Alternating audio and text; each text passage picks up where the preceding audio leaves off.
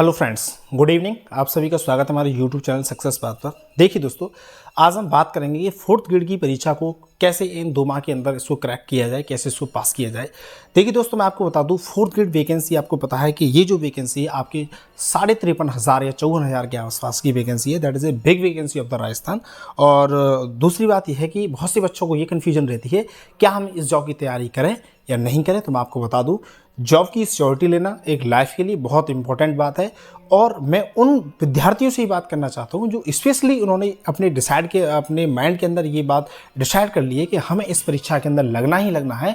तो मैं आपको बताना चाहता हूं कि इस परीक्षा के अंदर आप किस तरीके से किस रणनीति के साथ इस परीक्षा में आप लग सकते हैं कि आपको मैं ये तो कहूँगा, मेहनत तो आपको करनी पड़ेगी, ये तो दैट इज़ ट्रू। बिना मेहनत के आप कुछ होगा नहीं।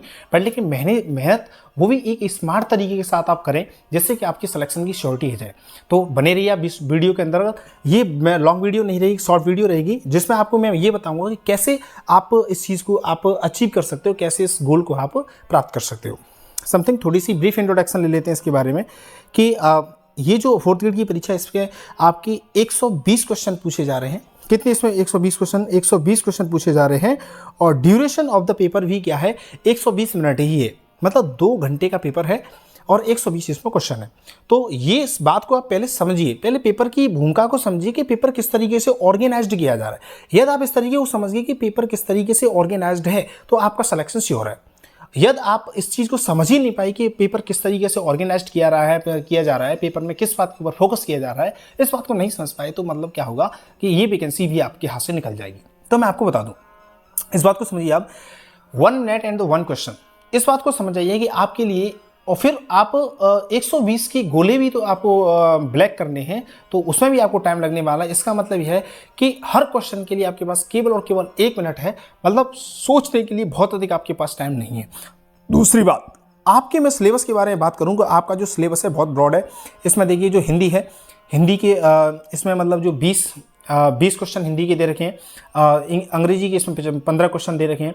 सामान्य ज्ञान, राजस्थान का सामान्य ज्ञान है, ये आपका 70 नंबर का है। इस बात को आप बिल्कुल ही ध्यान रखें कि 70 नंबर का ये बिग पोर्शन है।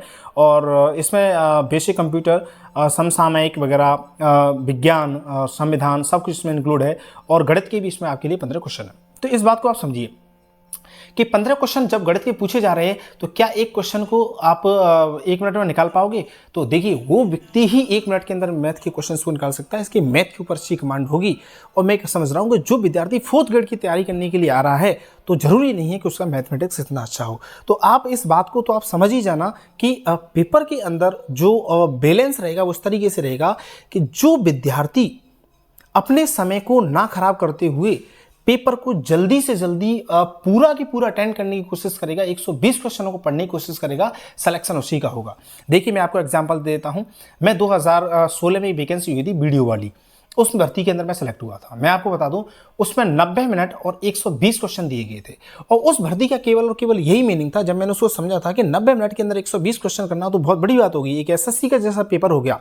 तो उसका यही था कि मैंने क्या किया कि जो भी कठिन क्वेश्चन थे मैं उनको छोड़ता गया, और जो भी पूरे 120 क्वेश्चंस में जो भी सिंपल क्वेश्चन थे मैंने उनको अटेंड कर लिया। और फाइनली ये हुआ कि मेरा उसमें अच्छे रैंक के साथ मेरा उसको सिलेक्शन भी हो गया। मुझे अपना होम डिस्ट्रिक्ट, होम तहसील वगैरह सब कुछ मेरे को मिल चुका था। तो समस्या ये होती है विद्यार्थियों के साथ कि कभी कभी हमारी जिद हो जाती है कि मैं इस क्वेश्चन को अटेंड करके ही मानूंगा, चाहे वो क्वेश्चन टफ ही क्यों ना आए। लेकिन आप पेपर सेटर के माइंड को समझने की कोशिश कीजिए कि वो किस तरीके से पेपर बना रहा है। देखिए, मैं आपको हिंदी के बारे में बात करूं तो देखिए, हिंदी का जो इसका सिलेबस है, मैंने पढ़ के देखा कि हिंदी में शायद इन्होंने ऐसी कोई भी टॉपिक नहीं छोड़ा है जो हिंदी के अंदर इंक्लूड ना किया गया हो। तो आप इस बात को समझिए, क्या हिंदी एक 4th क्लास के पेपर में इस तरीके से पूछी जा रही है जो राजस्थान की एसआई में पूछी जा रही है, तो आदमी राजस्थान की एसआई की तैयारी कर लेगा ना, वो हिंदी की सामान्य हिंदी को पढ़ के वो क्या करेगा। बेस्ट। तो पहली बात तो ये होगी इसमें। अब देखो क्या होगा, ऐसे इंग्लिश दी गई है, राजस्थान का भूगोल के इतने सारे टॉपिक दिए गए हैं कि मतलब जो भी संभावित टॉपिक होते हैं वो सारा दे दिया गया है, विस्तार से लेकर के, मजा से लेकर के, वनस्पति से लेकर के। और देखिए इसमें क्या क्या है, प्रमुख परियोजनाओं से लेकर के, और इसमें आपका जनसंख्या भी आपके लिए दे दिया है, मतलब ओवरऑल इंक्लूड कर दिया है। और राजस्थान का इतिहास भी इसमें दे रखा है। इसमें इतिहास में भी देखिए आपके लिए ऐतिहासिक घटना है, स्वतंत्रता आंदोलन, मतलब मॉडर्न भी है, मिडाइवल भी है, और आपका मतलब मॉडर्न हो गया, मिडाइवल हो गया, एवं आपका जो इंसिएंट जो चल रहा है, मॉडर्न है, मिडाइवल है, इंसिएंट है, ये तीनों ही आपके लिए दे दिए गए हैं। उसके बाद इसमें देखिए राजस्थान का कल्चर है, और राजस्थान के हम कह सकते हैं कि कल्चर के साथ साथ इसमें आपके लिए बोलियाँ दे रखी हैं। मतलब इसमें राजस्थान की प्रशासन व्यवस्था, आप इस बात को मैं आपको समझाना चाह रहा हूँ, उसको मैं ये समझाना चाह रहा हूँ कि देखिए राजस्थान का ऐसा कोई टॉपिक नहीं है जो इस परीक्षा के अंदर आपसे पूछे जाने वाला नहीं है। मतलब आपके लिए सब कुछ इसमें दे रखा है। अब एक बात बताइए, और देखिए विज्ञान भी दे दी है। विज्ञान के बाद इसमें कंटेम्प्रेरी इशूज़ में, मतलब समसामयिक घटनाओं में राजस्थान की समसामयिक घटना एंड द भारत की समसामयिक घटना and the computer and the गणित। तो आप इस बात को समझिए, क्या इस पेपर के अंदर कुछ छोड़ा गया है? तो देखिए इस पेपर के अंदर कुछ भी छोड़ा नहीं गया है। इस पेपर में वो सारी सब्जेक्ट पूछ ली गई हैं जो सब्जेक्ट संभावित होती हैं। तो देखो होगा क्या, पेपर किस तरीके से फॉर्मेट होगा, किस तरीके से पेपर को बनाया जाएगा। देखिए जहाँ तक मैंने अपना एक्सपीरियंस किया है और मैंने परीक्षाओं को जहाँ तक समझा है, इसका क्या रहेगा कि जब भी आपका यहाँ से पेपर बनाया जाएगा, जब वास्ट सिलेबस होता है, बड़ा सिलेबस होता है, तो आपका पेपर सरफेस लेवल से बना लिया जाता है। जो भी मतलब टॉपिक्स हैं उनको ऊपर से टच करके क्या है वहां से पेपर बना लिया जाता है। क्योंकि पहली बात आप इस बात को समझिए, 4th ग्रेड एग्जामिनेशन है। पहली बात है आरएस का पेपर नहीं है, 4th ग्रेड की परीक्षा है। एसआई के पेपर नहीं है, 4th ग्रेड की परीक्षा है। इस बात को क्लियरली दिमाग में रख लें। अब इसके अंदर बहुत अधिक डेप्थ में क्वेश्चन ये तो पूछ रहा है, तो शायद मैं समझता हूं कि पूछने वाली संस्था के ऊपर एक सवाल है कि आप जब 53,000 की वैकेंसी निकाल रहे हो और आरएस जैसा लेवल दोगे तो क्या कोई इसमें परीक्षा पास होगा? नहीं। तो बात यह है, इस परीक्षा के अंदर मैं आपको आज ही पहले ही बता देता हूं, इस परीक्षा के अंदर जो क्वेश्चंस हैं वो सरल पूछे जाएंगे, बट पेपर में डाइवर्जेंस है। पेपर में सब जगह से क्वेश्चंस पूछे जाएंगे, ऐसा एक भी एरिया नहीं होगा जहां से आपके लिए क्वेश्चन पूछे ना जाए। और क्लियरली दे रखा है, भारत का संविधान दे रखा है, तो उसमें राजस्थान का संविधान भी दे रखा है 5-5 नंबर का। तो ये क्लियरली इस बात को समझिए कि ओवरऑल सब जगह से यहाँ पे क्वेश्चन बनने वाले। दूसरी बात मैं आपको बता दूं, और कि यह है कि ये जो विद्यार्थी 4th ग्रेड की जो परीक्षा को दे रहे हैं, मैं उसके बारे में बता दूं, काफ़ी सारे यूट्यूब पर ऐसे मतलब प्रोग्राम चल रहे हैं, ऐसे मतलब काफ़ी सारे चैनल्स हैं, उन्होंने तो यहाँ तक ये भी अनाउंस कर दिया है कि पेपर में कट ऑफ क्या रहेगी। तो देखिए दोस्तों मैं आपको बता दूं, जो ऐसा जो कह रहे हैं मैं इनसे बिल्कुल भी सहमत नहीं हूं, और मैं उन लोगों से, उन यूट्यूबर से ये कहना चाहता हूं कि देखिए आप विद्यार्थियों को भ्रमित करने की कोशिश ना करें। जब तक आपको पेपर का कोई एनालिसिस नहीं है, आपके पास पेपर नहीं है, आप किस तरीके से कट ऑफ डिसाइड कर सकते हो? ये ऐसा लगता है कि बहुत ही आप बुद्धिहीनता वाली बातें कर देते हो कि आपने कट ऑफ डिसाइड कर दी, जबकि वहाँ पर मतलब कोई लेना देना नहीं है पेपर का। देखिए पेपर आएगा तो देखिए क्या होगा, पेपर यदि सिंपल बनाया गया तो उसकी कट ऑफ हाई होती है, ये सबको पता है। पेपर यदि कठिन बनाया गया तो उसकी जो कट ऑफ है क्या है, वो सिंपल वो कम रह जाती है। पेपर मॉडरेट बनाया गया तो कट ऑफ क्या है, वो बीच में रह जाती है। तो देखिए जैसे कि मैं आपको बता दूं, सेक्रेटरी 2016 का जो पेपर था वो काफ़ी अधिक टफ पेपर था। तो उस पेपर के अंदर मैं आपको बता दूं, शायद जर्नल की जो कट ऑफ थी वो आपकी 44% के आसपास गई थी, ठीक है ना। उसमें हम जर्नल से सेलेक्ट हुए थे, ठीक है, मैं आपको बता दूं। तो बात यह है कि उस परीक्षा में जो पास हो गया वही मतलब सेलेक्ट हुआ। दूसरी बात, एक और एग्जांपल दे दूं, अभी हाल में 1st ग्रेड की परीक्षा हुई। 1st ग्रेड की परीक्षा में 2 पेपर होते हैं, एक फर्स्ट पेपर और एक सब्जेक्ट का पेपर। फर्स्ट पेपर भी इतना टफ पूछा गया कि उसमें क्वालिफाइंग नंबर लाना भी बच्चों के लिए एक चुनौती बन गई, ठीक है। तो ऐसे सब्जेक्ट का पेपर भी ऐसा हो गया कि क्वालिफाइंग नंबर लाना भी क्या होगी, उसमें चुनौती होगी। तो ऐसे जो टीचर्स हैं वो ये कह रहे हैं कि 90 नंबर ले आओ, कोई ये कह रहा है 100 नंबर के लेके आओ, कोई कह रहा है 50 नंबर लेके आओ। तो मैं कहूँ बिल्कुल ही महाबकवास, बहुत ही बुद्धिहीनतापूर्ण बातें कर रहे हैं वो लोग। उनको ऐसी बातें नहीं करनी चाहिए। तो मैं मानता हूँ आप अच्छे यूट्यूबर हो, आपका अच्छा प्लेटफॉर्म है, आपके अच्छे सब्सक्राइबर्स हैं, तो इसका मतलब ये नहीं है कि आप विद्यार्थियों को केवल और केवल आप कन्फ्यूज करेंगे। तो आप इस बात को समझिए, पेपर या सिंपल आता है तो कट ऑफ हाई जाएगी, इस बात को आप बिल्कुल समझ लें। और पेपर या थोड़ा सा टफ आ जाता है, थोड़ा सा यदि पेपर टफ आता है तो क्या होगा, टफ का मतलब ये है कि जैसे कि उसने कुछ क्वेश्चन सरल बना दिए, कुछ क्वेश्चन उसने टफ बना दिए। अब ऐसा तो है नहीं कि मतलब सारे क्वेश्चन को सरल देगा तो उसकी कट ऑफ क्या है। जैसे आपको जो पशु पर्यवेक्षक था उसकी जैसे कट ऑफ भी हाई चलेगी, उसमें 60-65 हज़ार लोगों को पास कर दिया गया, इस तरीके से तो होने वाला है नहीं। इसमें जब 50 हज़ार हैं 53-54 हज़ार के आसपास इसमें वैकेंसी दी गई है। तो विद्यार्थियों को मतलब इस तरीके से पेपर फॉर्मेट किया जाएगा, 53,000 की वैकेंसी को भर दिया जाए। दूसरी बात मैं आपको बता दूं, शिक्षा विभाग के अंदर मैं खुद पोस्टेड हूँ, टीचर हूँ मैं खुद, तो आपको ये पता होगा कि शिक्षा विभाग के अंदर काफ़ी सारे 4th क्लासेस की जगह खाली चल रही है। बहुत अधिक 4th क्लासेस की जगह खाली है, जहाँ बिग लेवल, एक बड़े लेवल पर क्या है, 4th क्लास की आवश्यकता है।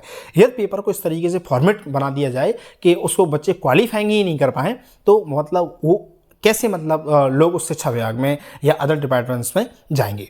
तो ये बहुत अधिक इंपॉर्टेंट हो जाता है सरकार के लिए कि क्वेश्चन पेपर को इस तरीके से बनाए कि जैसे उसमें बच्चे पास हो जाएं। दूसरी बात यही है कि आप अच्छे तरीके से तैयारी करते रहें, और तैयारी के लिए मैं आपको बता दूं, तैयारी के लिए जो बेस्ट बुक लिस्ट है वो आपके लिए है कि मैं ये समझता हूँ कि जो भी मार्केट्स में एक अच्छी बुक लिस्ट के बारे में बात करें, कि जैसे कि लक्ष्य की आप ले लें, भले ही बुक लिस्ट ले लें, या कोई और प्रकाशन की जो बुक्स आपको लगे कि हाँ इसमें काफ़ी एक सफिशिएंट मटेरियल दे रखा है, उस बुक्स को आप ले सकते हो। क्योंकि यदि मैं आपके लिए यहाँ सजेस्ट करूँ कि आप बड़ी बड़ी बुक्स को पढ़ें, तो ये शायद एक परीक्षा के अकॉर्डिंग ये न्यायिक बात नहीं होगी, मैं इस बात को समझ पा रहा हूँ। लेकिन एक चीज़ और, जैसे हिंदी इसमें दी गई है, तो हिंदी के लिए 9 से 12 की जो हिंदी वाली किताब चलती है, नवीन हिंदी में व्याकरण रचना, उस वाली बुक्स को आप ले लें।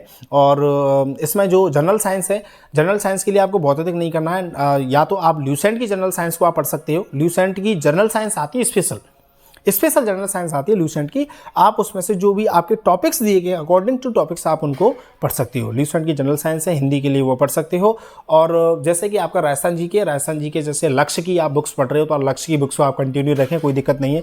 या तो कोई नाथ पब्लिकेशन की बुक्स पढ़ रहा है, तो नाथ पब्लिकेशन की बुक्स को पढ़ें, उसको आप कंटिन्यू रखें। ये तो कोई विद्यार्थी नोट्स भी पढ़ रहा है, जैसे स्प्रिंग बोर्ड वगैरह या किसी अदर के नोट्स पढ़ रहा है, तो उसको भी आप क्या रखें, कंटिन्यू रखें। तो और तीसरी बात आपके लिए मैं बता दूं कि विद्यार्थियों को जैसे बहुत अधिक डेप्थ में जाने की कोशिश नहीं करनी है। इस बात को और एक क्लियरली कह रहा हूँ, क्योंकि पेपर आपका सरफेस लेवल से बनाया जाएगा, क्योंकि सब्जेक्ट की इसमें बहुत अधिक वो दी गई है। सब्जेक्ट इसमें काफ़ी सारे सब्जेक्ट दिए गए हैं और टाइमिंग की इसमें कमी है, तो ये ज़रूरी है। अच्छा, मैथमेटिक्स के लिए विद्यार्थियों को समस्या आती है, तो मैथमेटिक्स से वैसे काफ़ी सारी बुक्स चलती हैं, आपने पहले से खरीद ली होंगी।